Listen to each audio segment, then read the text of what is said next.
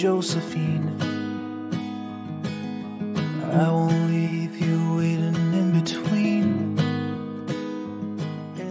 Je vous souhaite la bienvenue sur le podcast Les enfants vont bien. Ici, vous entendrez parler de PMA à l'étranger, de GPA, de conception artisanale, d'adoption et de bien d'autres termes qui accompagnent la conception de nos familles. Vous entendrez aussi, et surtout, des familles homoparentales, coparentales, monoparentales par choix ou de fait, adoptantes, nous raconter leur parcours extraordinaire, au sens littéral du terme, vers la parentalité. Parce qu'en France, le chemin est bien avancé mais n'est pas encore abouti, je vous propose d'écouter des témoignages de notre quotidien qui vont vous rassurer sur le fait que nos enfants vont bien. Vous écoutez l'épisode 65 de la saison 3 du podcast Les enfants vont bien. C'est un fait, nos parcours sont riches émotionnellement et physiquement. Riches, certes, mais lourds. Ils nous procurent les plus grandes joies, mais aussi les plus grandes tristesses. Il est clair que le parcours PMA ne nous épargne pas même de l'arrêt de grossesse. Et parfois, on se dit que le sort s'acharne. Fiona et Katia le disent, sans hiérarchiser leur grossesse, celles qui résultent d'un parcours de PMA sont encore plus précieuses. Et quand en plus l'envie de relancer un parcours suite à cet arrêt de grossesse est concomitant avec le début du premier confinement, clairement, l'espoir manque à l'appel. Alors oui, en Belgique, l'accès à la PMA est légal pour toutes les femmes et est assez simple, d'autant qu'il est bien rentré dans les mœurs. Mais face à de tels obstacles, Fiona et Katia ont tout de même réfléchi à d'autres options pour ne pas être dépendantes de la reprise du parcours de PMA par le secteur médical. Et leur persévérance a payé. Elles ont pu accueillir leur petite Isia début 2021, mais clairement, elles avaient perdu leur insouciance et leur légèreté. Dans cet épisode, elles nous racontent comment elles ont vécu la grossesse d'après, celle de leur petit arc-en-ciel. Alors peut-être que leur histoire vous dit quelque chose. C'est normal. Fiona et Katia, c'est le couple qui raconte son parcours de PMA en immersion dans le podcast Telle mère, telle fille du studio Cheesenan. Je vous laisse découvrir leur histoire et je vous souhaite une bonne écoute. Bonjour Katia, bonjour Fiona. Bonjour Constance. Je vous remercie beaucoup de vous être rendu disponible pour cet enregistrement. Ça faisait un moment que j'avais vraiment très envie de découvrir votre histoire autrement, puisque je précise autrement parce qu'en fait, vous avez déjà enregistré un podcast dont vous êtes les héroïnes, si on peut dire. Le podcast en question s'appelle Telle mère, telle fille. Je l'avais poussé sur le compte Instagram du podcast et il raconte votre parcours de PMA en immersion. J'ai envie de dire, c'est vraiment ça, c'est vraiment en immersion. Donc ce que je vous propose déjà pour commencer, c'est que on lance la bande-annonce pour que nos auditeurs puissent écouter de quoi il s'agit s'ils ne le connaissent pas déjà. Et puis ensuite, je vous laisserai vous présenter. Super, ça va. À tout de suite. Ouais. J'aimerais que la fécondation in vitro, elle soit acceptée de manière plus large dans la société et pour toutes les personnes qui en ont l'envie. C'est toi qui racontes. Mais non, c'est toi qui racontes. Non, c'est toi qui racontes. Allez, cette fois c'est moi qui raconte. Moi c'est Lucie, je suis journaliste. Je vais vous raconter l'histoire d'un couple qui va être une famille. Une histoire d'ovules et de paillettes. L'histoire de Fiona et Katia. C'est une guerrière, quoi, pour moi. Elle affronte le monde, quoi. C'est comme si elle ressent pas qu'elle a des limites, quoi. C'est quand même une représentation de la maternité pour moi, Fiona. Elle est particulièrement drôle. C'est hyper plaisant de la voir rire, donc ça donne envie de la faire rire, quoi. Katia, je t'aime. La plage, sous le sable, le ciment. Elle chante aussi faux qu'elle s'aime fort. Et j'ai vraiment l'impression que le chemin qu'on construit, c'est un chemin qu'on co-construit vraiment à deux. J'ai confiance en son évolution. Je sais que là où elle va, c'est quelque chose qui me plaît. J'ai autant foi dans le présent que dans le futur, et donc je me dis, c'est bon, plonge les deux pieds, quoi. Bienvenue dans notre maison. Elle plonge donc. C'est parti, mon kiki. C'est parti. Et le premier truc qu'elle a dit, c'est « je suis prête ». Et d'ailleurs, c'était très drôle parce que par contre, elle m'a dit « par contre, maintenant, on y va, on y va ». Ouais, je fais une prise de sang ce matin et le test est positif, donc je suis enceinte. Elles se battent. Et elle me dit ouais, ok, on va faire une écho interne. Et là, je vois que le cœur ne bat plus. Donc là, je me dis ok, il se passe un truc. Il y a des mots durs qui sortent à ce moment-là où t'entends Katia qui dit « moi, je voulais porter la vie, maintenant je porte la mort ». Parfois, elle s'écroule. C'est difficile de recommencer une nouvelle histoire sans toi et que j'ai du mal à me détacher de toi. Mais surtout, elle se relève. C'est sûr que je pense qu'on sera des parents différents que si on n'avait pas eu cette histoire. Ça, c'est certain. Après, je sais pas si ça fait de nous de meilleurs parents, mais en tout cas, des parents plus conscients. Et elle recommence.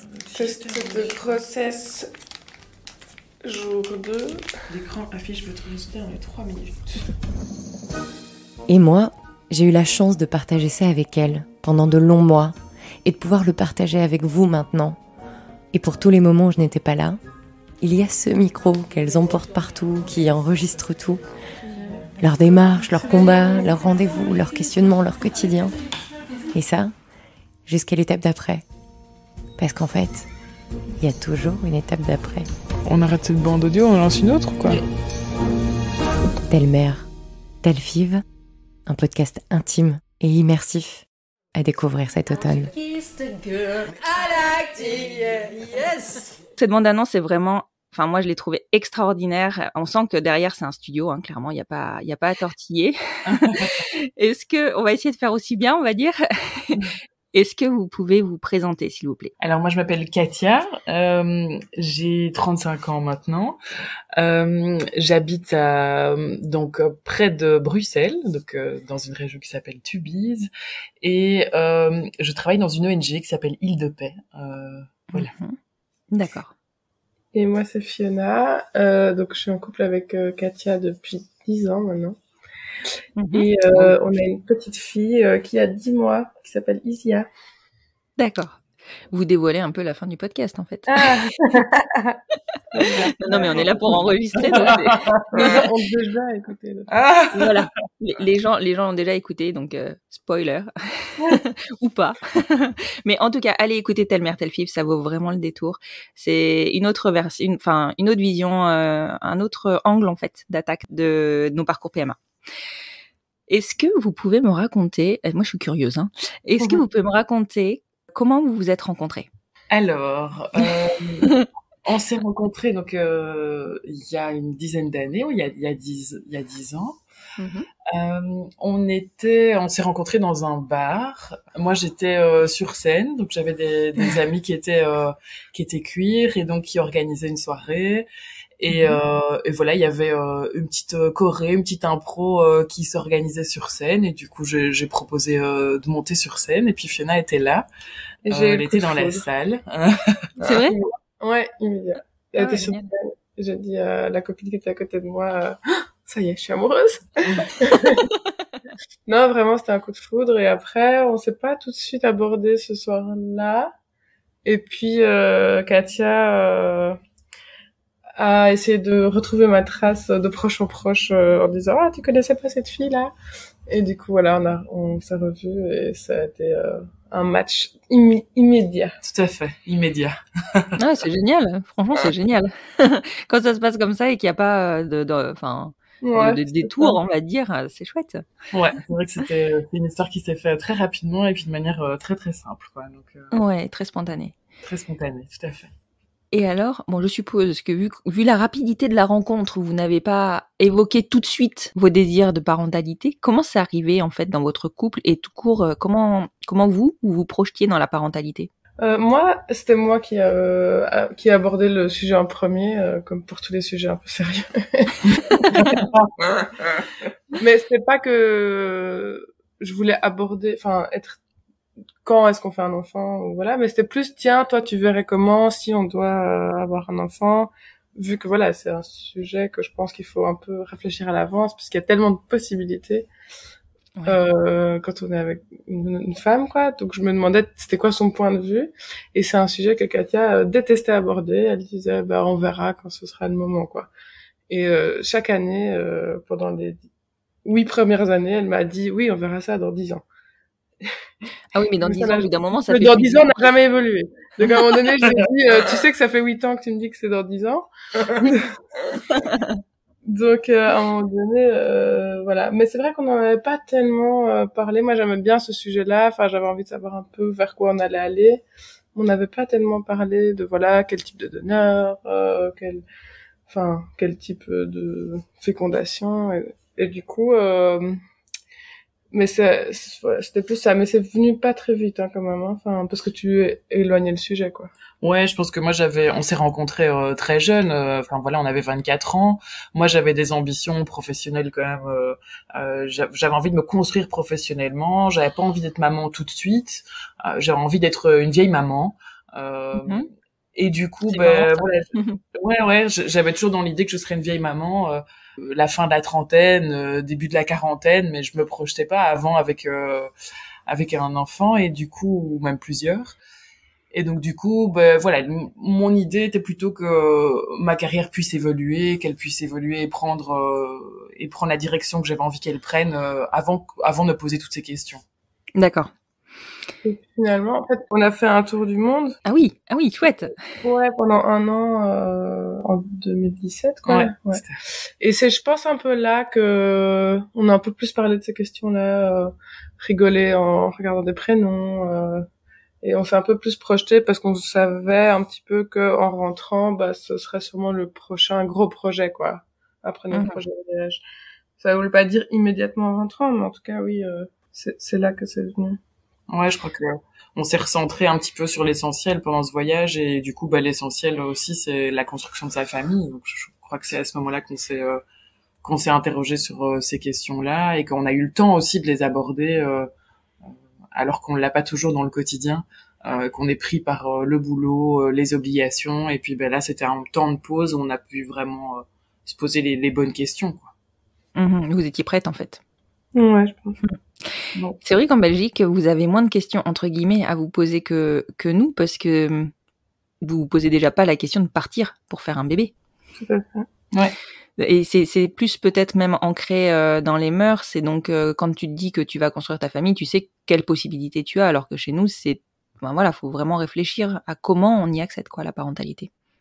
C'est vrai que la PMA en Belgique, elle est acceptée. Elle est banalisée. Elle est banalisée et puis elle existe depuis plus de 12 ans. Donc c'est sûr que nous, on avait la référence aussi de couples homosexuels autour de nous qui avaient des enfants. Donc c'est vrai que ça fait partie de notre quotidien et voilà, de notre réalité.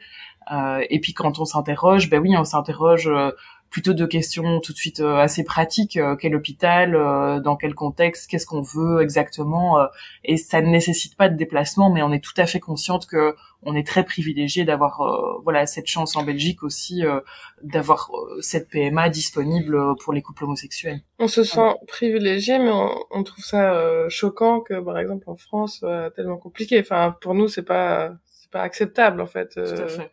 Bah oui. Ça évolue. Oui, c'est ça évolue, donc ça c'est bien. Mais c'est vrai que on se demande, enfin voilà, moi j'ai toujours du mal à croire que ce soit si compliqué dans des pays limitrophes. Bah oui, bien sûr. On se dit pour quelques kilomètres parcourus, on est face à une législation qui est différente, ce qui est quand même assez aberrant aussi. On parcourt, nous on est à 100 km de la France, on parcourt 100 km, on n'a pas les mêmes droits que dans le pays dans lequel on est. Donc ça aussi, ça nous interpelle beaucoup. Bah oui, après c'est tout le paradoxe des frontières en fait, encore que nous on parle de la PMA, mais quand tu penses à une frontière avec des pays où les droits des gens, autour de la liberté des gens sont vraiment bafoués, là tu te dis mais pourquoi la frontière, les gens la passent pas plus facilement, quoi. Ouais. Non, c'est sûr. Et alors du coup, quelles sont les réponses que vous avez, quelles sont les questions que vous vous êtes posées autour de cet accès et quelles sont les décisions que vous avez prises? Mais en fait, je veux juste dire que en fait, je me suis rendu compte que on n'avait pas les questionnements de technique de comment faire un enfant. Ouais. Mais c'est vrai qu'il y avait, moi, je sais que dans mon approche du couple avec une femme, quoi, quand je me suis positionnée la première fois, que j'ai rencontré la première fille de qui je suis tombée amoureuse, c'est une question qui m'est quand même venue de me dire est-ce que c'est vraiment ça que je veux, parce que je savais que ça impliquait l'homoparentalité et donc imposer mes choix à un enfant, pas que ce soit pas ok pour lui ou elle, mais plus se dire ok c'est quand même un enjeu, quoi, que je lui imposerai. C'est un choix familial, c'est pas un choix, mais c'est un impact direct. Et du coup, les questions qu'on s'est posées, je pense que c'est en premier le donneur. Quel type de donneur? Et on a beaucoup bougé. On a eu des questions idéologiques, je pense, sur l'adoption. Ouais. Avant tout, on a eu des questions idéologiques. Est-ce que on va plutôt vers une adoption? Est-ce que on fait un enfant? Est-ce qu'on porte un enfant? Je crois que ça, c'était la première réflexion qu'on a eue.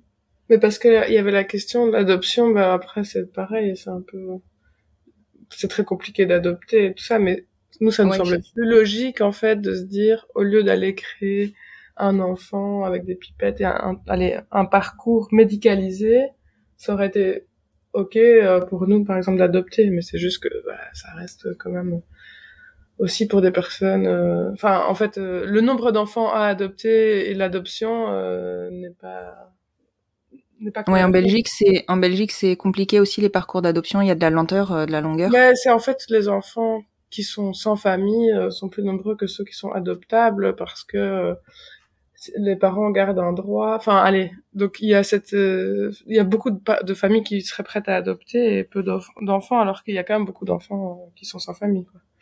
Oui. Donc c'est un peu ça. Mais donc de toute façon, on se dit dans le cadre dans lequel on est, on prend pas cette option-là parce que c'est aussi priver une autre famille d'un enfant. Tout à fait. Bien sûr. Mais du coup, on avait quand même toutes les deux envie de porter, je pense, de vivre cette expérience, de se dire, je vis avec le corps d'une femme toute ma vie. J'ai cette chance par rapport aux hommes de pouvoir vivre cette expérience-là. On avait toutes les deux envie de la vivre. Et alors, comment vous avez fait le choix de qui allait porter? D'abord, on s'est un peu battus.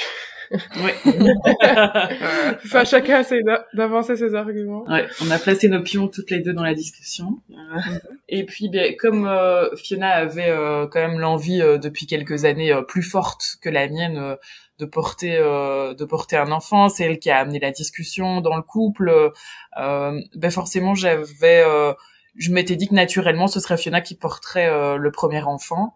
C'est l'idée de ne pas pouvoir porter était plus compliqué pour moi et on se disait on sait pas comment ça va se passer un premier enfant, est-ce qu'il y en aura deux? Donc l'idée ce serait d'avoir plusieurs enfants, mais après voilà, on sait jamais sur quel enfant on tombe, comment ça se passe dans la famille, et donc on s'était dit voilà, si après on veut faire le choix d'en avoir qu'un enfant, ça aurait été plus difficile pour moi que pour Katia, et du coup on avait choisi que ce serait moi qui commencerais. Sauf que l'avenir n'en a pas décidé ainsi. Parce que quand j'ai commencé à faire les tests et tout ça, j'avais une hormone qui était un peu trop élevée et du coup ça retardait enfin voilà, ça diminuait les chances actuelles et comme en même temps je changeais de travail à ce moment-là, j'avais pas envie de me retrouver dans une situation de grossesse tout en démarrant un nouveau travail qui allait être assez exigeant et prenant. J'avais envie de m'investir à fond aussi professionnellement à ce moment-là. Et donc, en fait, tout s'est mis. On s'est dit, OK, on va pas lutter non plus. C'est simple, si c'est Katia qui commence, voilà, c'était pas une décision ferme. Et donc, en fait, elle a pris le relais à ce moment-là. Et c'était assez naturel de se dire, c'est pas grave, ce sera le suivant. Ça se mettra bien comme ça. Et donc, du coup, vous aviez pris la décision de passer par une clinique ou vous aviez aussi une réflexion autour de l'insémination artisanale, parce qu'en France c'est quand même une question aussi. Je pense qu'on en avait parlé, mais c'était parce qu'à l'époque on pensait à un donneur connu et du coup c'était dit si on veut aller dans un truc super naturel, pourquoi pas faire en artisanal, mais c'était plus pour pas rentrer dans l'aspect clinique en fait. C'était vraiment si on l'avait fait pour se dire tiens ça peut encore être marrant et de faire ça entre nous, pouvoir créer le cadre qu'on voulait, quoi. Oui, parce que en Belgique, la loi a changé il y a pas très longtemps concernant l'ouverture ou pas des donneurs. En fait, d'ailleurs, c'est un truc que je voudrais rectifier par rapport au podcast qu'on a fait précédemment. Donc, dans le podcast, on explique qu'on a pris un donneur semi-anonyme. Oui. Donc, en fait, c'est faux. Enfin, c'est vrai dans le fondement, mais les donneurs sont obligatoirement anonymes en Belgique. Et c'est un truc qu'on nous a vraiment reprécisé à l'hôpital très fort. Parce que on nous avait dit, enfin le médecin, la gynécologue qui nous avait présenté les différentes options, nous avait dit voilà, semi-anonyme, vous recevez un code à la naissance avec des chiffres et des lettres nous avait vraiment détaillé ça, et qu'à la naissance de l'enfant, on recevait ce code, et à ses 18 ans, il pouvait contacter l'hôpital et il aurait des informations sur son donneur. Et en fait, ça, c'est totalement faux. Et c'est pas du tout comme ça que ça se passe, parce que ils nous ont dit non, en fait, c'est interdit en Belgique d'avoir un donneur connu. Donc, ils utilisent un peu le système. C'est un peu stummelings, comme on dit. Donc, c'est passé par derrière où c'est interdit. Mais, en fait, quand l'enfant peut prouver qu'il est né de don et qu'il va au Danemark, dans la banque, ils font un test génétique sur l'enfant et ils peuvent du coup retrouver qui était le donneur en refaisant un test et en prouvant que voilà, c'est bien un enfant né de don et que le donneur avait donné son consentement. Donc ça reste illégal en Belgique. Ouais, mais au Danemark. Donner l'information, mais au Danemark c'est possible. Mais donc c'est fou, pas ça, pas du tout. la même approche quoi. Et en fait à l'hôpital, quand on a appris ça, on était hyper fâchés en disant allez c'est pas grave, mais dans le sens la finalité est la même. Oui. Mais ça nécessite d'aller au Danemark, de se battre sur des procédures, de payer.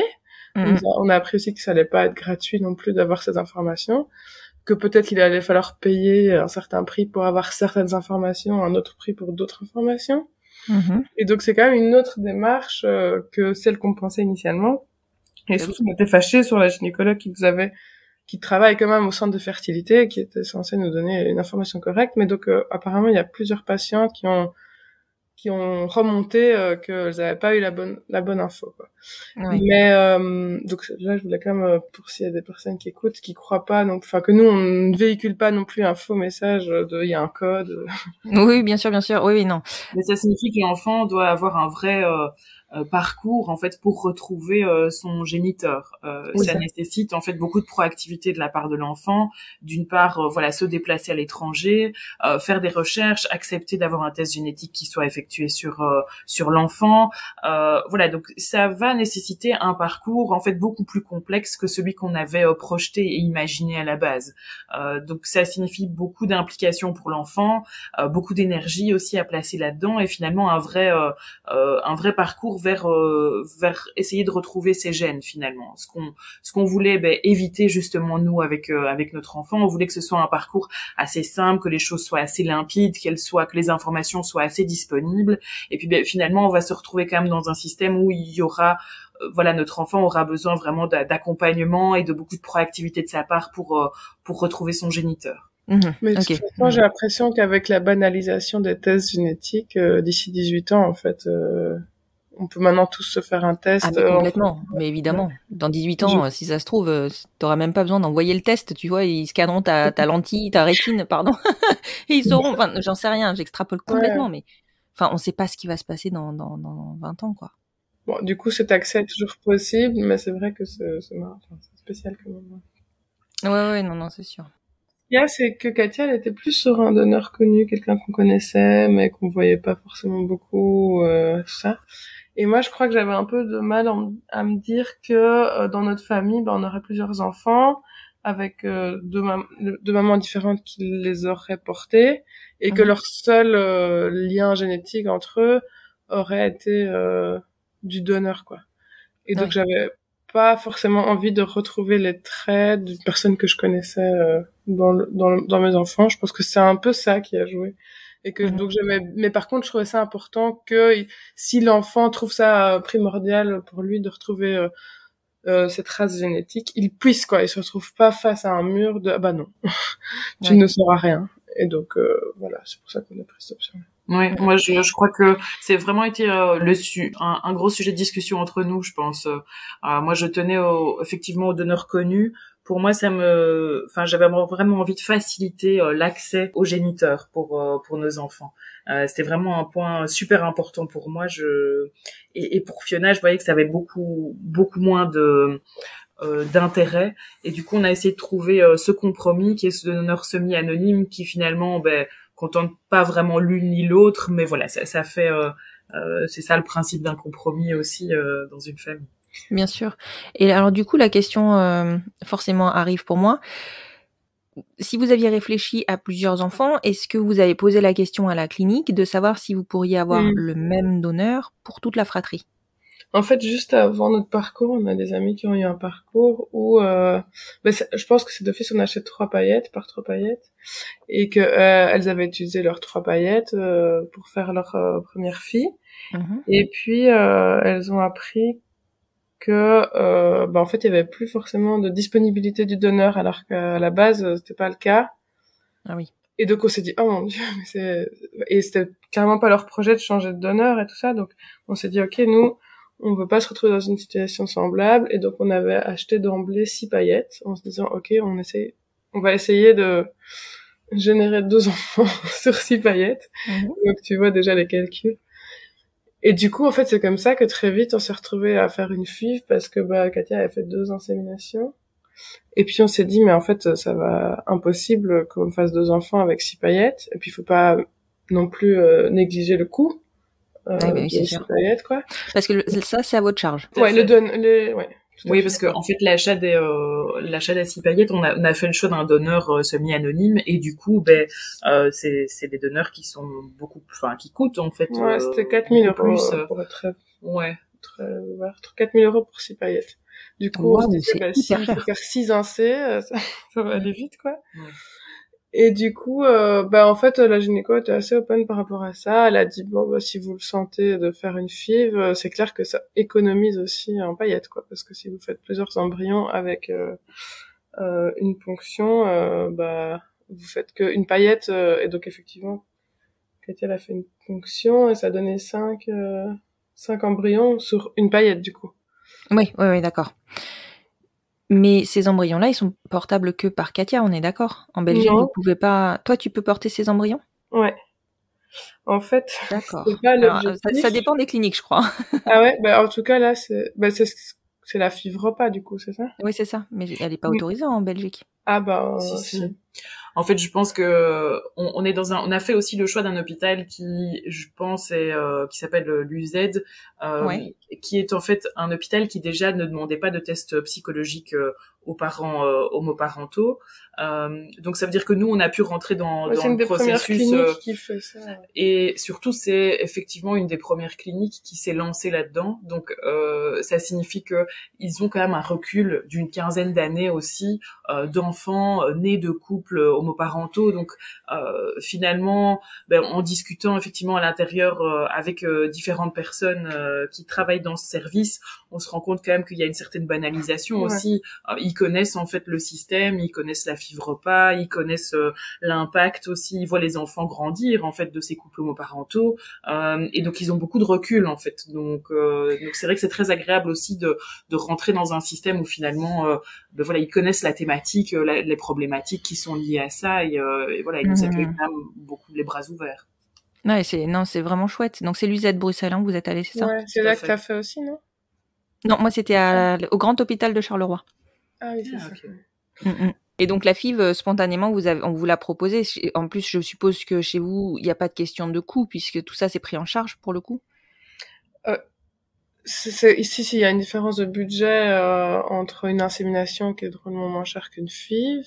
Vous les payez, ça reste quand même... Oui, même... tout à fait. Donc il y a une partie qui est prise en charge par la mutuelle, mais c'est vrai qu'il y a une partie qui est payée de notre part aussi. Hein. Donc tout n'est pas, c'est pas 100% remboursé non plus. Je connais plus les prix, mais je pense que c'était 400 € par insémination. Ouais, tout à fait. Enfin. Mais nous, on essayait de pas trop regarder les prix parce que on n'avait pas envie de sortir dans une démarche de ça a raté 400 €. Enfin voilà. Ouais, mais non, c'est sûr. je sais que, après, ouais, bien sûr. Clairement, c'est pris en charge sur une grosse partie quand on voit le prix que coûte une FIV nette. Enfin, sans aide, c'est impayable. Ouais, non mais c'est sûr. En fait, on se disait aussi que ça va aller plus vite avec la FIV. Après, à refaire, honnêtement. J'aurais aimé que on continue des inséminations parce que la ponction a été assez traumatisante, je pense, pour Katia, en termes de douleur. C'est quand même intrusif, et ça ils le disent, hein, mais on se dit non, mais ça va aller. Et entre une insémination où on injecte juste le sperme et la stimulation hormonale qu'il y a pour la FIV et tout ce qui est autour. À refaire, j'aurais aimé que ça fonctionne sur une insémination pour pas avoir ce côté. Ouais, c'est sûr que c'est pas le même. C'est pas rien, quoi. Enfin, il faut le savoir, je trouve. Non, C'est vrai que comme on sait les options, on se dit, ah tiens, ça c'est...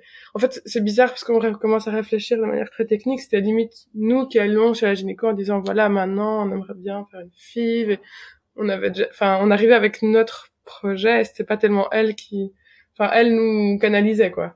Ouais. Elle vous guidait et elle vous mettait des... Enfin, voilà, elle vous expliquait un peu... Ouais. Voilà. Mais c'est vrai qu'après la première insémination qui a pas fonctionné, c'est vrai que voilà, c'était un peu, on avait l'idée, je pense, idéologique, et voilà que ça allait fonctionner tout de suite, donc on avait été forcément un petit peu déçus.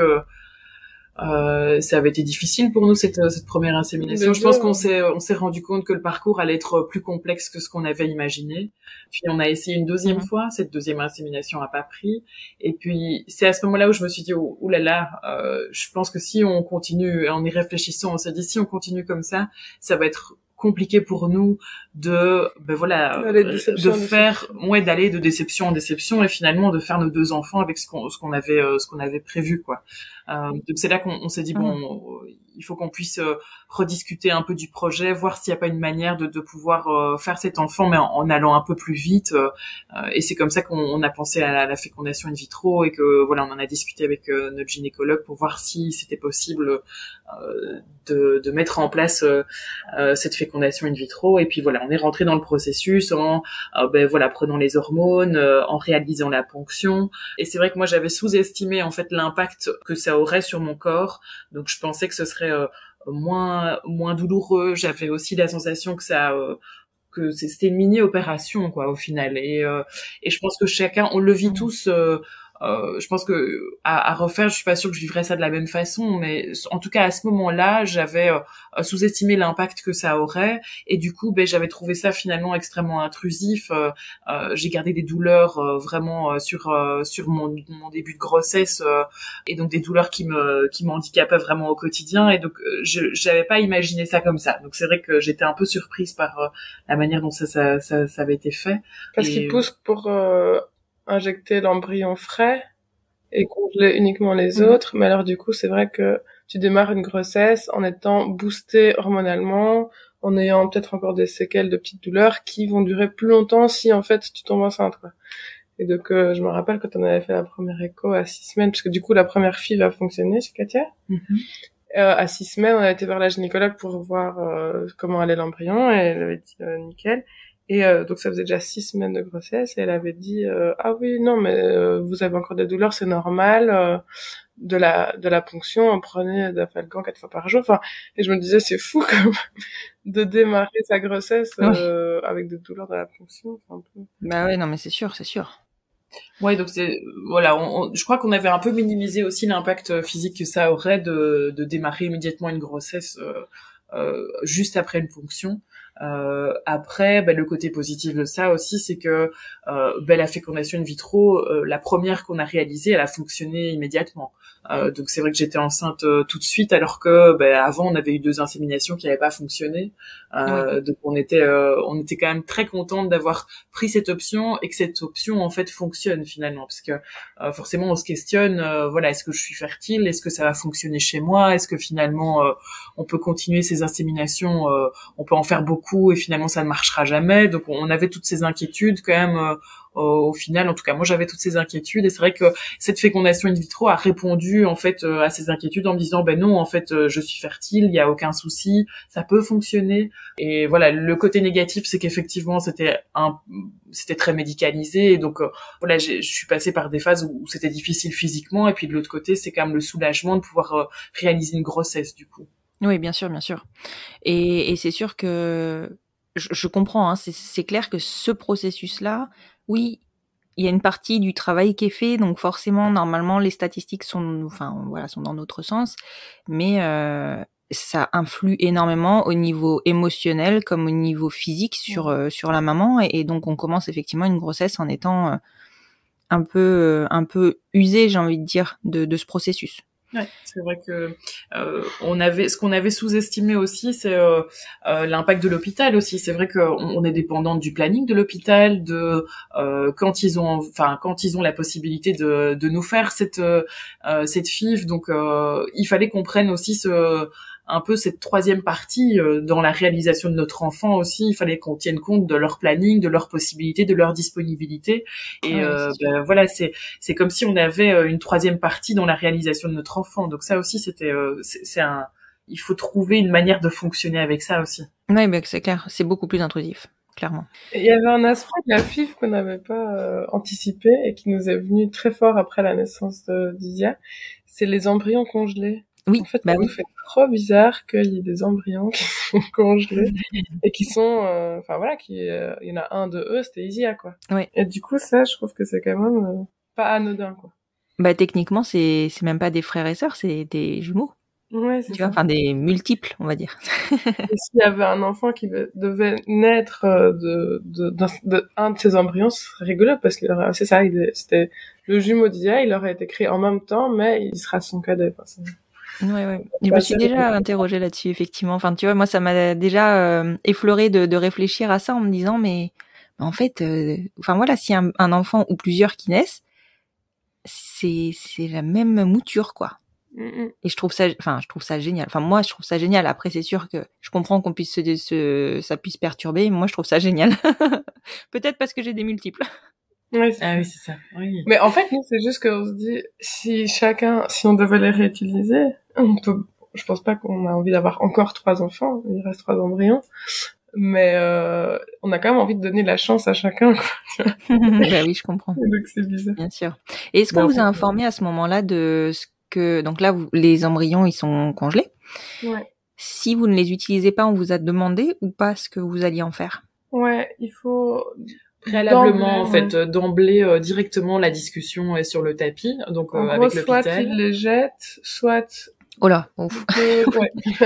Soit t'es un poubelle. C'est vraiment ça, quoi. Ils te disent, soit tu peux accepter de les donner pour la science. Oui, c'est ça. En fait, soit c'est des étudiants qui vont les analyser, soit ils vont parler pour la science, et c'est tout. Hein. Oui, c'est tout, parce que comme... on peut pas les donner, en tout cas, parce que nous, on avait dit, tiens, mais... il y a quand même plein de couples qui n'arrivent pas à avoir des embryons, mais on pourrait pas donner parce que on a reçu nous-mêmes d'un don. Et donc c'est donner quelque chose qui nous appartient pas, en fait, entièrement. D'accord. Ah oui, c'est pas pareil en Espagne, par exemple. Ah ouais. Le fait de faire un don sur un don n'est pas possible en Belgique, donc d'accord. Donc ça veut dire que oui, donc il y a que 2 options, quoi.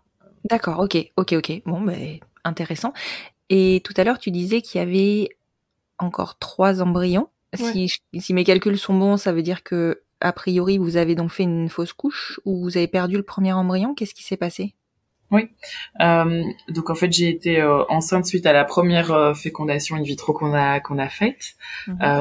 Et puis il s'est avéré que au bout de 12 semaines de grossesse, je me suis aperçue un matin que ça allait pas bien. Et du coup, on a pris la direction de l'hôpital et on était vraiment à quelques jours de la première échographie du premier trimestre. Ouais. Et du coup, en fait, on s'est aperçu en allant à l'hôpital. Enfin voilà, c'était le matin, j'ai réveillé Fiona en disant il y a un truc qui cloche. Fiona voulait partir au boulot. Je lui ai dit non, pars pas au boulot, viens avec moi, on va à l'hôpital vérifier que tout se passe bien. Et puis donc un trajet pas très cool entre il y a potentiellement un problème et peut-être que potentiellement tout va bien et on va voir le premier écho, quoi. Donc voilà, dans la salle d'attente, on était vraiment partagés, quoi, entre l'envie d'y aller parce que ça tombe, c'est une nouvelle positive qui nous attend, et en fait derrière peut-être que tout va s'effondrer, et voilà. Donc après, je pense qu'on pensait même pas que ça pouvait être une fausse couche. Ouais, c'est vrai qu'on n'avait pas anticipé. Au pire, il y aurait un décollement du placenta ou quelque chose comme ça. Ouais. Parce qu'il y avait rien, il y avait juste une petite trace brune, quoi. Enfin, c'était rien d'affolant non plus, c'était pas des gros saignements. Et en fait, quand ils ont fait l'échographie, on a même vu tout de suite, avant qu'elle dise quoi que ce soit, que le cœur s'était arrêté, quoi. Ouais, c'est vrai que on a vu assez rapidement. Elle nous a dit voilà, j'ai une mauvaise nouvelle à vous annoncer. On a compris. Hein, moi, j'ai regardé Fiona, j'ai compris tout de suite que c'était fini. Ouais. Et qu'on avait que c'était une fausse couche, quoi. Donc après sont venues toutes les questions pratiques, mais c'est une fausse couche et ce bébé est toujours à l'intérieur de moi. Comment on va faire? Là, j'ai senti que j'ai perdu Fiona à ce moment-là, au moment où la gynécologue nous a dit qu'on avait une mauvaise nouvelle. Et puis voilà, moi je m'interrogeais beaucoup sur comment ça allait se passer. Finalement après, voilà, je me retrouvais avec ce petit embryon qui avait évolué de semaine en semaine, et puis son cœur s'était arrêté de battre, donc il fallait voilà qu'il disparaisse. Comment on allait faire, comment ça allait se passer, enfin voilà, moi j'étais sur des questions très pratiques puisque c'est clair qu'à l'échographie, parce que moi j'avais jamais considéré ça avant quand on m'avait parlé de fausse couche, on voit que voilà, c'est fini. Mais c'est pas du tout fini, quoi. C'est que le début de la fin, hein, en fait, arrivent des heures et des jours traumatisants. Enfin, et voilà, il était encore petit, mais c'est comme un mini accouchement. Enfin, c'est vraiment loin d'être fini, quoi. C'est le début d'une histoire qui est juste pas celle que tu avais imaginée, mais c'est uniquement l'annonce, en fait. Et après découlent tous les petits soucis des fausses couches, quoi. Comment ça va se passer? Est-ce que je dois retourner à l'hôpital? Est-ce que ça va se passer à la maison? Est-ce que je dois attendre? Comment je dois attendre? Est-ce que je prendrai des trucs pour stimuler un petit peu cette fausse couche qui n'arrive pas? En plus, on passe de fausse couche comme si la couche n'était pas vraie, alors qu'elle est tout à fait réelle et bien là. Et qu'on a quand même l'impression de perdre un enfant, donc on vit tout le processus de deuil comme si enfin voilà, comme quand on perd quelqu'un, quoi. Donc c'est sûr que parler de fausse couche, il y a rien de plus vrai que dans cette couche, quoi, au final. Bien sûr. Et donc c'est vrai que voilà, ça a été quand même le début de 48 heures qui ont suivi super difficile, quoi, où vraiment il fallait accepter la situation, accepter le fait que ce premier bébé on l'avait perdu et qu'il était plus là, et puis expulser ce petit embryon qui avait évolué de semaine en semaine, et voilà, et là a commencé vraiment un chemin pour nous deux où émotionnellement ça a été très difficile parce que c'était la fin de la projection de notre envie d'enfant, quoi. On avait projeté plein de choses, on était à quelques jours du premier trimestre, donc voilà, pour nous on avait passé le plus difficile, quoi. On y était quasiment. Donc voilà, on a quand même été très secoués par les semaines qui ont suivi, les mois qui ont suivi. Clairement, les mois, c'est les années, j'ai envie de te dire. Ouais, tout à fait. Ouais. Parce que on parle, tu dis 48 heures, à la limite, ça me choque. Enfin, ici, ce mois-ci, ça fait 2 ans, du coup. Ouais. Et j'étais pas bien, et honnêtement, je pense que c'est encore ce deuil-là. Mm-hmm. Et c'est bizarre, hein, parce que moi, je sais pas, on banalise un peu la fausse couche quand même, parce que les médecins, pour eux, c'est banal, en fait. Ça représente, je sais plus, ils nous ont dit plein de fois les chiffres, c'est énorme, donc ils en voient tous les jours. Oui. Et donc voilà, c'est pas grave, recommencez le mois prochain, y a pas de souci, vous devez pas attendre. Mais c'est horrible. Bien sûr. Enfin, nous, en tout cas, je pense que c'est le cas pour beaucoup de conceptions pour les couples homosexuels. C'est que c'est des grossesses hyper investies. C'est tellement compliqué d'aller jusque là. Enfin voilà, donc je pense que je dis pas que c'est moins grave chez les autres, loin de là, mais ça m'a expliqué pourquoi c'était si dur et que je m'y attendais pas, parce que enfin voilà, moi en tout cas c'est, je pense, une des choses les plus dures qu'on a traversées, qui est encore Moi, je me souviens de cet accablement, quoi. Je me suis sentie hyper accablée en me disant, mais on va devoir tout recommencer. Mais quel parcours on a déjà eu, et alors je vais devoir repasser par ces inséminations, un autre transfert d'embryon, et enfin voilà, l'accablement de devoir tout recommencer, en plus du deuil que je devais vivre au quotidien, quoi, de la perte. Voilà, j'avais un enfant et du jour au lendemain, je l'ai plus. Il est plus là, il est plus dans mon quotidien, il y a une absence qui est là, qui est quotidienne, quoi. Donc c'est vrai que même aujourd'hui, ça fait 2 ans, c'est quand même une absence quotidienne. On y pense, on en parle, on en parle, et en tout cas, moi j'y pense quotidiennement, même 2 ans plus tard. Donc c'est sûr que ça marque, quoi. Il faut pas négliger aussi ça peut marquer, ça n'a pas forcément être le cas pour tout le monde, mais en tout cas, nous, ça a pris une grosse ampleur. Ouais, et je sais pas pourquoi, mais c'est clair que pour nous, Isia, c'est pas la première. Bien sûr. Il y avait un autre enfant avant, son histoire, elle s'est arrêtée plus tôt que prévu, mais c'est son histoire et elle est à part entière, quoi. Bien sûr. Mais je crois que ce que vous ressentez, en fait, c'est normal. C'est ce que ressentent toutes les mamans et les papas parce que forcément ça concerne aussi les papas, hein. Ouais. Mais toutes les mamans et les papas qui passent par là, c'est juste que la société le tait.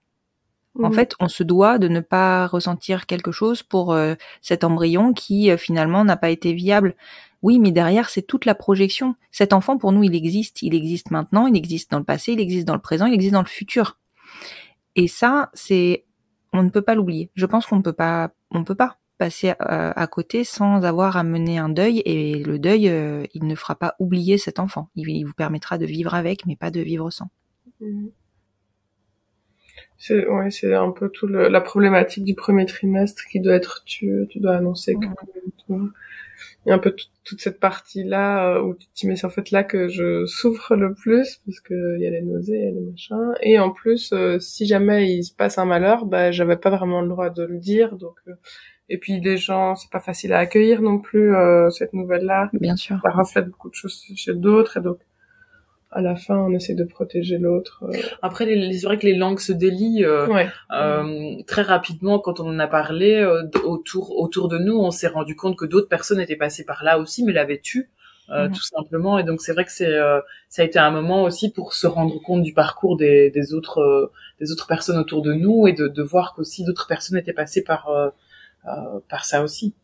Mais c'est vrai que la fin de cette histoire-là, ça a été aussi la fin de notre légèreté et ça a été, on a pris à un autre niveau la suite de l'histoire. C'était plus compliqué parce qu'il y avait encore le deuil à faire sur une autre grossesse et je pense que on s'était dit on attend un peu pour se remettre d'aplomb et puis en plus il y a eu le Covid donc en fait tout était fermé pendant plusieurs mois. Ah oui, en plus vous aviez ça, oui.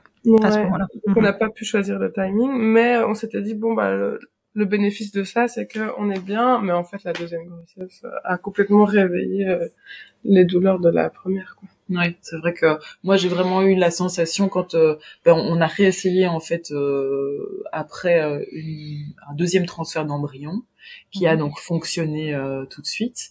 Et c'est vrai que ce deuxième transfert d'embryon pour moi ça a été c'est à ce moment-là, quand j'ai démarré cette deuxième grossesse, que j'ai commencé à faire le deuil de la première, quoi. C'est là où j'ai lu énormément sur le deuil périnatal, que j'avais du mal à faire de la place. Je me rendais compte à cette deuxième grossesse parce que je pensais toujours à la première, et donc voilà, je parlais beaucoup au bébé en lui disant, j'arrive pas encore à te faire de la place, mais je pense que ça viendra. Il faut que les choses évoluent et voilà, je parlais beaucoup en lui disant je suis désolée de pas t'accorder la place que tu mérites, mais là je suis dans autre chose pour l'instant, je pense à ce premier bébé et puis on va voir comment ça évolue, etc. Donc c'est forcément pas du tout le démarrage de grossesse qu'on imagine, quoi. On imagine attendre cet enfant avec impatience. En fait, moi je me suis retrouvée dans à être endeuillée, quoi. Et donc c'est vraiment une doula qui nous suivait, qui m'a fait une réflexion en me disant mais Katia, c'est pas parce que tu n'as pas fait le deuil de ton premier enfant que tu peux pas recommencer vers un deuxième. Ça doit pas être à la fin de ton deuil que tu peux recommencer. Autorise-toi aussi à vivre une deuxième grossesse, une seconde grossesse, tout en étant en deuil de ton premier, quoi. Et ça m'a effectivement beaucoup aidé parce que ça m'a donné l'autorisation au final de recommencer quelque chose en sachant que j'étais pas remise du premier événement qu'on avait traversé. Oui, bien sûr, bien sûr. Et vous avez réussi à recommencer combien de temps après vous avez réussi à vous reprojeter, on va dire, dans une grossesse combien de temps après? En fait, assez rapidement. On a été... quand même, je pense que dans les 6 mois, j'étais de nouveau enceinte. C'est ça, ouais. Donc, mais en fait, c'est ça, il y a eu le Covid. Mais donc, fin janvier, il y avait la fausse couche. Et le 13 juillet, il y avait le transfert nouveau transfert d'embryon. Ouais. Pour nous, en fait, on est passé par différentes phases pendant ces 6 mois, je pense. Les 2 premiers mois ont été quand même terribles. Et ensuite, on a voulu recommencer. En fait, on voulait aussi tourner la page. Ouais. Enfin, allez, on avait envie d'aller de l'avant, quoi. C'est une manière bah aussi c'est aussi une manière d'aller de l'avant. Et c'est à ce moment-là, donc en mars 2020, est arrivé le Covid, et donc là, on a l'équipe médicale de l'UZ nous a informé que le service était fermé, qu'il allait pas réouvrir avant mai. Et du coup, il a effectivement réouvert. Ouais, il savait pas quand. C'était ça mai. qui était horrible. En Oui, fait, à cette époque-là, on a tout remis en question. Je me rappelle qu'on avait repensé justement à partir sur un projet artisanal et tout ça, avec un donneur connu, laisser tomber tout notre paillette et tout ça, en se disant, mais en fait, ils nous font un peu comprendre que le service est fermé parce que ils mettent toutes les forces sur les services Covid, mais on en a peut-être pour 1 an. Donc, enfin, on savait pas si la perspective était à 1 an, en fait. Oui. Bon, finalement, Oui, on avait aucune visibilité. Mais c'est clair qu'on se disait, est-ce qu'on a vraiment envie d'attendre 1 an sans pouvoir rien faire, sans pouvoir voyager, sans pouvoir se projeter dans autre chose, quoi. Et puis finalement, c'est quoi, mai? Puis finalement, mai, en fait, le jour où... Je regardais un peu tous les jours sur le site. Ouais, on a regardé tous les jours sur le site quand ça allait réouvrir. Et en fait, un jour, ils ont activé une page où ils ont mis un numéro de téléphone en disant si vous souhaitez relancer votre processus, appelez ce numéro.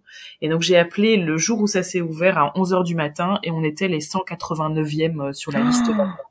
Donc on se doutait qu'il y avait 189 familles avant nous qui avaient appelé qui avaient regardé la page web ce jour-là, parce que déjà c'était un peu hasard. Oui, parce que la veille la page était fermée, entre guillemets, pas existante. Et c'est sûr qu'ils proposaient une assistance psychologique aussi sur le site pour les parents en cours de PMA, parce que c'est effectivement super traumatisant d'un coup d'être dans un processus, d'être tout à fait coupé du processus dans lequel on oui, bien sûr.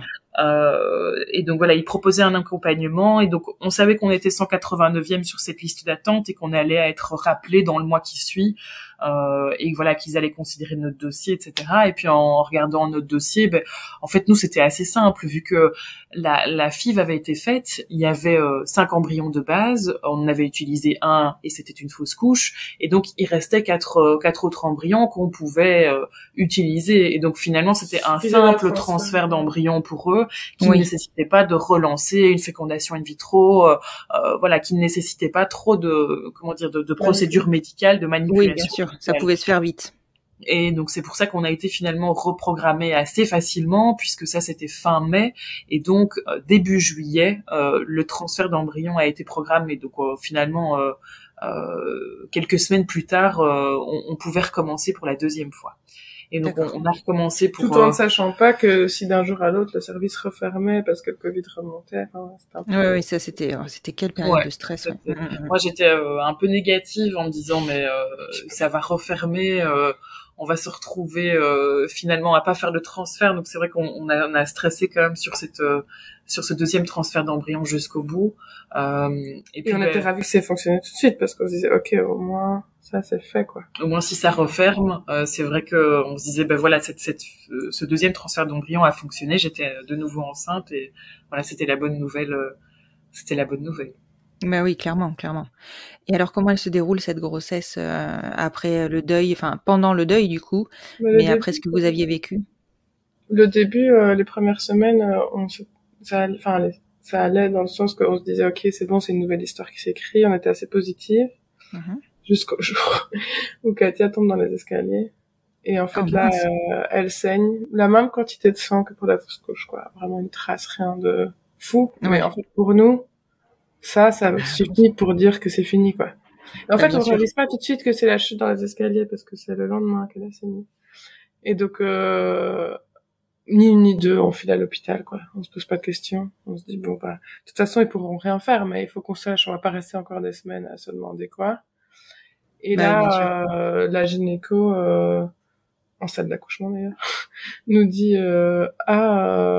ok, j'ai un battement cardiaque, mais par contre, il est pas très fort. Alors, je sais pas si c'est parce que c'est trop tôt dans la grossesse, et donc, ça va augmenter naturellement avec le temps, ou alors si son cœur est en train de s'éteindre.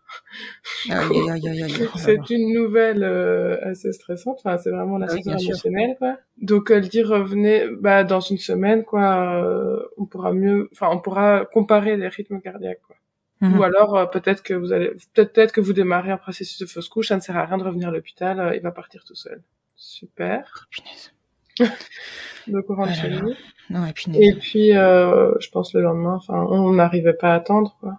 Ou alors non, en fait non, tu ressaignes plus.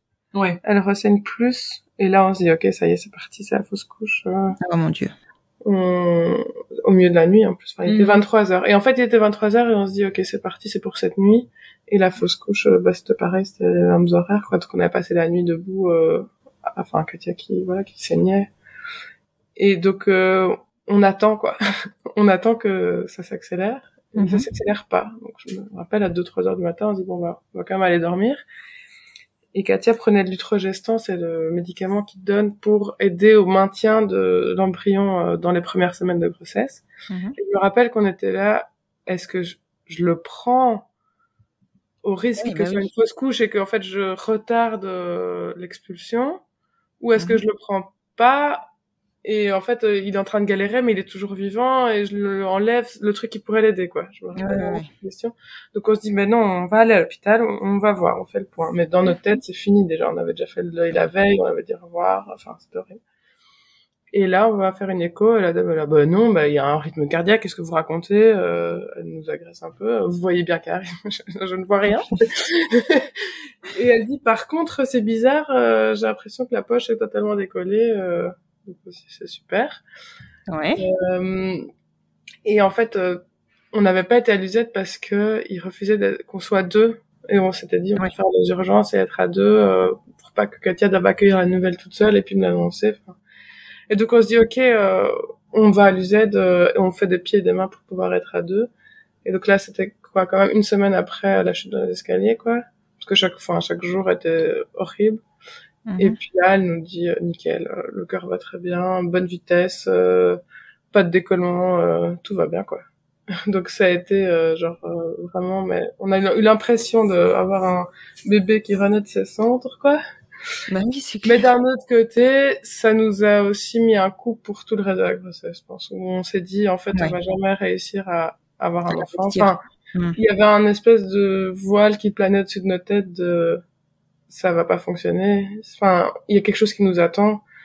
Et on a eu, c'est vrai, je pense, du mal toute la grossesse à se dire que ça allait arriver au bout, quoi, parce que ça nous a redonné un coup là où on essaie de garder espoir après le deuil du premier. Ouais. Et puis finalement, quand elle est née, j'avoue que c'était un peu genre waouh, on avait plus peur qu'elle meure en fait. Mais on se disait, là, on a été maman en tout cas un jour, enfin chaque jour on disait, et donc là, on commence à se dire que c'est bon. Enfin, on a vachement travaillé là-dessus, mais je pense que c'est le plus dur qui nous est arrivé, quoi. Cette fausse couche suivie de cet épisode-là. Bah oui, tu m'étonnes. Surtout sur le même timing. Mais c'est vrai que le reste de cette grossesse, donc une fois qu'on a passé cette semaine un peu compliquée, en fait moi je voyais que physiquement je me crispais et je parlais à ce bébé en lui disant il faut pas que tu partes, il faut que tu restes. Et donc je sentais que je me crispais pour ne pas qu'il sorte, quoi, ce bébé. Il fallait qu'il grandisse et surtout qu'il ne sorte pas. Et donc c'est vrai qu'au fur et à mesure des semaines, sont arrivés enfin c'était une grossesse qui était vraiment difficile, je pense pour moi, les 2 premiers trimestres, parce que c'est des trimestres où on commence à sentir bouger le bébé, mais pas tout à fait. Et donc c'est vraiment au moment où elle a pris vraiment beaucoup de place, au tout début du 3e trimestre, que en fait une fois qu'on a passé les 25 semaines et que ce bébé était viable, je savais que si on allait à l'hôpital au bout de 25 semaines, les chances de survie étaient énormes. Et à partir de ce moment-là, ça a été un vrai déclic pour moi en me disant ok, ce bébé va arriver, quoi qu'il arrive. Si aujourd'hui j'ai une césarienne, ce bébé peut survivre, il a de grandes chances de survivre quand même statistiquement. Donc c'est vrai que c'est ça qui a vraiment tout basculé dans la grossesse, c'est ce début de 3e trimestre, ces 25 semaines. À partir de ce moment-là, j'ai senti chez moi un relâchement physique, des tensions physiques, émotionnelles qui commençaient à disparaître et voilà, de la sentir bouger de plus en plus fort. En fait, c'est le moment où j'avais le plus de symptômes, où elle bougeait le plus fort, qu'au final je me sentais le mieux, quoi, parce qu'elle était là, elle était dans le quotidien, elle était présente, on la sentait beaucoup, et donc voilà, ça veut dire qu'elle était vivante, quoi. Oui, bien sûr. Oui, c'est vraiment le moment où elle a fait sa place, en fait. Tout à fait. Oui, c'est dur, hein, ces étapes de deuil périnatal, et c'est vrai qu'on n'inclut pas forcément à tort dans le deuil périnatal la fausse couche, qui effectivement porte très très mal son nom, mais pour moi le deuil périnatal il encadre toute la grossesse. Mais je trouve que les personnes qui ont eu des deuils plus tard, enfin des deuils périnataux plus tardifs, quoi, incluent beaucoup les personnes qui ont des fausses couches, et moi ça me fait beaucoup de bien. Enfin, je me sens pas presque légitime parce que je trouve ça vraiment. Enfin, je n'arrive pas à imaginer un deuil encore plus tardif que ça, mais c'est vrai que merci à toutes les personnes qui incluent les fausses couches, parce que ça fait du bien, en fait, de se dire, ok, oui, c'est plus que la perte de l'enfant, c'est la perte de toutes les projections qu'on a pu faire. C'est surtout ça qui est lourd, et c'est intéressant, hein, parce qu'on se rend compte que à 12 semaines de grossesse, tout ce qu'on a déjà imaginé. Oui. Mais oui, mais parce que, en fait, cet enfant, il est déjà avec vous dès le début du process de PMA, en fait. Oui. Dans nos parcours, et je pense que même dans un couple hétérosexuel qui ne passe même pas par un parcours de PMA, dès lors que tu désires un enfant, cet enfant, il est là. Il arrive à un temps précis, mais il est déjà dans la tête. Ouais, c'est sûr. Donc, et c'est puissant, quoi. Ouais. Mais c'est ça. Et du coup, oui, après, Katia a quand même fait une grosse dépression du postpartum, et qui, en fait, c'est pas vraiment, enfin, c'était encore lié à tout ce qu'elle a porté, ouais. Bah oui, clairement, moi j'ai encore aujourd'hui avec notre petite fille Isia qui est née, qui va très bien, qui a 10 mois aujourd'hui, qui a eu 10 mois cette semaine, je vois que j'essaye de passer le plus de temps possible avec elle, parce que je me dis que peut-être que demain elle n'est plus là. Ouais, t'es toujours dans cette réflexion. Donc je vois que le traumatisme, en fait, il a été marqué, quoi. Bien sûr. Donc forcément, voilà, on a des appuis, on a beaucoup de thérapeutes qui nous suivent derrière, qui essayent qui nous aident aussi à avancer sur cette thématique-là. Mais je sais aujourd'hui que si j'ai envie de passer le plus de temps avec ma fille, c'est aussi parce que j'ai peur que demain elle ne soit plus là, quoi, et que c'est vachement ancré physiquement, émotionnellement, et puis dans les réactions de notre fille aussi. Notre fille, elle est très fusionnelle avec nous. C'est le cas de tous les enfants, mais je pense qu'elle est particulièrement collée, serrée à nous, et je pense qu'il n'y a pas de hasard non plus. Si elle a ce type de réaction, c'est parce que voilà, elle n'a pas envie d'être loin de nous, et nous on n'a pas envie d'être loin d'elle, parce que on n'a pas envie que ça s'arrête. Bien sûr. Mais je pense que effectivement, quand tu es passé par un deuil périnatal, clairement l'enfant d'après, il y a des choses qui se jouent. C'est sûr, et c'est normal. Enfin, pour moi, il y a rien à corriger ou quoi, c'est normal. Ouais, c'est accepter que c'est comme ça, c'est notre histoire. Et... Ce sera votre histoire, et vous aimez cet enfant aussi fort que le précédent, et vous l'aimez de façon inconditionnelle, voilà. Mais vous savez que la vie, elle peut être perdue. Vous en avez, en fait, vous l'avez dit, hein, vous avez perdu cette insouciance et cette légèreté. Donc, mais en tout cas, vous avez une très très belle histoire. C'est vrai que on la découvre dans le podcast Telle mère telle fille, mais on la soupçonne pas aussi profonde, on va dire. Et aujourd'hui, enfin, ça y est, vous avez votre petit bout qui a 10 mois, qui est en pleine santé, rappelons-le. Oui, tout à fait. Et profitez, juste profitez. Je sais que vous le faites au quotidien, ça s'entend. Non, mais c'est vrai que pendant cette grossesse aussi, notre petite fille, elle était en siège, par exemple, et du coup, c'était toute une série d'indicateurs pour nous. Elle était à l'envers, elle voulait pas sortir, elle voulait rester là, continuer à grandir là. Et je me suis dit, elle était bien. Finalement, dans cette grossesse, je lui ai tellement dit, surtout reste là, grandis dans ce ventre, prends le temps, reste là, mais reste là. Je pense qu'elle l'a tellement entendu finalement que elle s'est décidée à plus de 41 semaines aussi. Donc elle est venue un peu plus en retard. Donc je crois que elle avait compris le message aussi combien Ouais, c'est ça. Ces derniers mois. C'est ça. Mais ils le sentent un peu quand même, les enfants. Hein. Ils savent. On a quand même un petit, voilà, ils maîtrisent plutôt bien leur agenda, mais on a quand même un petit peu d'influence. Mais écoutez, je vous remercie beaucoup, Katia et Fiona, vraiment, de vous être livrées sur cet enregistrement. Je me doute que je vous ai fait repasser par des étapes qui n'étaient pas faciles, et j'espère que ça ne soulèvera pas, que ça ne ramènera pas en vous des points qui peuvent être délicats encore actuellement. Vraiment, j'invite encore une fois tous nos auditeurs à aller écouter votre podcast. Il est chouette, génial. Mais c'est vrai mais c'est chouette d'avoir aussi un recul par rapport à ce parcours, parce que voilà, on a relancé autre chose là maintenant. On réfléchit. Spoiler. Ouais, spoiler. On réfléchit à bébé numéro 2.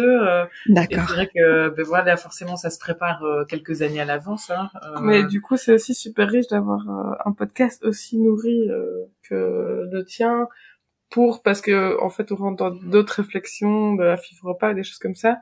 Et du coup, avoir l'expérience d'autres, voir un peu ce que chacun a choisi et pourquoi et comment il se sent par rapport à ça, ça nourrit vraiment la réflexion. Et donc, merci à toi de partager autant de témoignages de autant de familles. Je vous en prie. C'est hyper important pour moi de permettre à chacun de prendre des décisions éclairées. Ouais, c'est ça.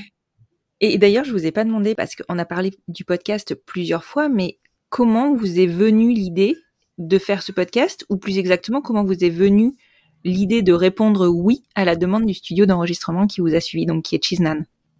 C'est ça, c'est eux qui nous ont proposé parce qu'ils nous ont entendu parler de notre histoire et ils se sont rendus compte que c'était intéressant, enfin il y avait une vraie réflexion en fait. Je pense qu'ils étaient, en tant que hétérosexuels, ils étaient jamais rentrés aussi profondément dans cette thématique-là. Et nous, c'était vraiment, déjà pour Isia, enfin pour nos enfants à venir, on avait déjà réfléchi à leur écrire un livre ou une manière de pouvoir leur laisser une trace de notre parcours. Et là, c'était magnifique pour nous, du coup, être en direct, enfin, avoir quelque chose qui va traverser le temps. Même nous, quand on a réécouté le podcast, enfin, quelques mois plus tard, il y a des choses qu'on se rappelait déjà plus.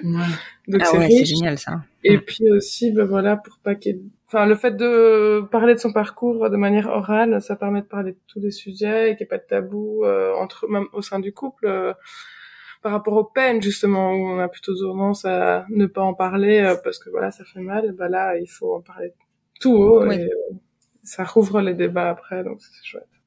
Bon, on avait comme tout le monde, je pense, un peu peur de se livrer. On savait qu'on était capable de se livrer sur ces sujets-là, mais voilà, il y a une différence entre se livrer et puis s'écouter, se livrer, et en troisième point, diffuser ça autour de nous. Donc il y a quand même des étapes à passer avant de pouvoir aller vers ça.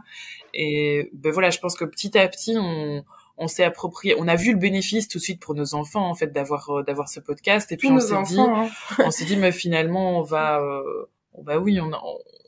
va parler peut-être de sujets comme la fausse couche. Ça va peut-être permettre à d'autres familles de se reconnaître dans le trajet qu'on a eu. Peut-être que sur des grossesses un peu plus compliquées, chacun va pouvoir s'y retrouver. Et donc ça va peut-être aider d'autres personnes émotionnellement à traverser ce qu'ils ont à traverser dans leur parcours, quoi. Donc et d'autres enfants nés de couples homoparentaux qui peuvent comprendre et sentir tout le désir et la volonté qu'on a de leur donner vie et qu'ils fassent partie de nos familles. Et tous ceux qui sont pas de cette sphère-là, un peu mieux appréhender ce qui s'y passe et pourquoi on choisit d'être parents, même si on ne correspond pas à la norme. Non, mais c'est vrai. C'est eux qu'on a envie de toucher, hein. Clairement. Et c'est vrai que c'est des histoires, enfin voilà, maintenant on le voit, on est en contact avec l'école, la crèche, le centre de sport, machin. Quand on dit, nous c'est deux mamans, on sent qu'il y a une ouverture, mais on n'a pas forcément tous les jours envie de réexpliquer tout le parcours. Et donc si une de ces personnes entend le podcast et peut se nourrir comme ça et en parler autour d'elle, ça fait effet ricochet aussi. Et donc, Bien ça sûr. peut permettre de pas toujours devoir répéter toute son histoire si on en a pas envie. Mais c'est vrai qu'on avait pas mal d'appréhension.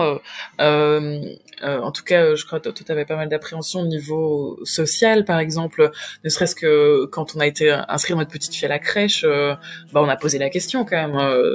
Et puis, on a eu une réponse qui était mais vous savez, vous n'êtes pas les premiers couples homoparentaux, vous n'êtes pas le premier couple homoparental qu'on voit ici. Et donc, c'était banal, quoi, pour la directrice de crèche. Donc, c'est vrai que se rendre compte aussi que ça se banalise ici en Belgique, ça nous fait beaucoup de bien, quoi. C'est vrai que on se rend compte que avoir différentes familles, finalement, ça peut être le quotidien de directeurs de crèche, d'école, de directeurs d'école aussi. Et je vous remercie encore beaucoup, Katia et Fiona. Et puis, je vous dis à très bientôt. Merci à toi, hein. Merci beaucoup. Merci. Je n'ai pas envie de vous partager des statistiques concernant les arrêts de grossesse. Ils sont bien trop nombreux et douloureux, on le sait. J'ai plutôt envie de vous partager des ressources et des comptes qui comptent pour se sentir entouré et soutenu dans ces moments difficiles. Je pense évidemment au compte Instagram de Presque Rien, au compte Instagram et au podcast de Sophie, Au revoir podcast, au livre de Sandra Lorenzo, Une fausse couche comme les autres. Depuis très peu de temps, il est à noter qu'une entreprise française a pris exemple sur la Nouvelle-Zélande et le Québec pour accorder à ses salariés un congé pour fausse couche, de 5 jours pour la personne qui a porté la grossesse et de 2 jours pour le conjoint de la personne qui a porté, si l'arrêt de grossesse intervient dans les 22 premières semaines. Afin de ne pas rajouter à la complexité de cet événement, ce congé se demande par email sans justificatif. En parallèle, un congé menstruel a aussi été mis en place dans cette entreprise. Alors big up à Critizer. Si cet épisode vous a plu, ou que vous pensez qu'il peut aider quelqu'un, vous pouvez le partager. Si vous souhaitez soutenir le podcast, vous pouvez le faire aussi en le partageant sur les réseaux sociaux, et vous pouvez le noter sur votre plateforme d'écoute, essentiellement Spotify, ou me laisser un petit commentaire. Je vous retrouve sur le compte Instagram du podcast, @lesenfantsvonbien podcast, pour poursuivre la discussion autour de ce sujet ou en commencer de nouvelles. Je vous souhaite une très belle fin de semaine et vous dis à jeudi prochain pour un nouvel épisode du Fil Rouge des Enfants Vont Bien.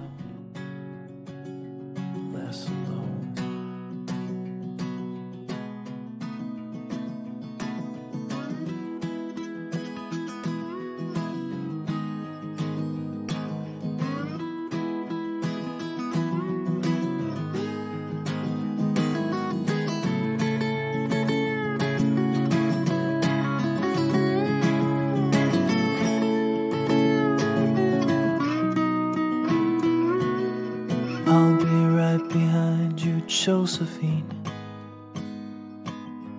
Even when my soul's an amputee, and my bleeding heart is sinking in the lake inside my chest. So I grab what I can cling to and I leave behind the rest. Now hold my hand, I'll hold my breath. There's nothing in this world we really own. Jesus Christ, if you tore my heart out, the only thing I'd feel was less alone. Now hold my hand and take my breath and leave behind the things you'll never own. And Jesus Christ, please tear my heart out. Oh, I wanna feel a little less alone, less alone.